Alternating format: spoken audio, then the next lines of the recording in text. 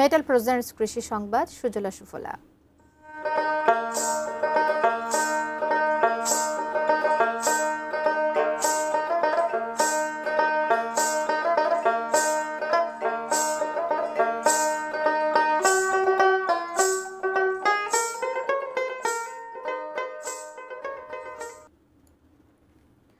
গ্রীষ্মকালেও বাঁধাকপি চাষ করে দ্বিগুণ লাভ করছেন কুষ্টিয়ার কৃষকরা। আবহাওয়া অনুকূলে থাকায় ফলনও হয়েছে বেশ ভালো। অসময়ে চাষ করা বাঁধাকপি সরবরাহ হচ্ছে ঢাকা সহ দেশের বিভিন্ন বাজারে। কুষ্টিয়ার সীমান্তবর্তী উপজেলা দৌলতপুরে চলতি গ্রীষ্ম মৌসুমে ৭০ হেক্টর জমিতে বাঁধাকপির চাষ হয়েছে। বিঘা প্রতি কৃষকদের খরচ ৩০ থেকে ৩৫ হাজার টাকা, বিক্রি হচ্ছে ৮০ হাজার টাকা বা আরও বেশি। উৎপাদন খরচ বাদ দিয়ে দ্বিগুণ লাভ হওয়ায় এবং চাহিদা ভালো থাকায় বাঁধাকপি চাষে আগ্রহ বাড়ছে কৃষকদের।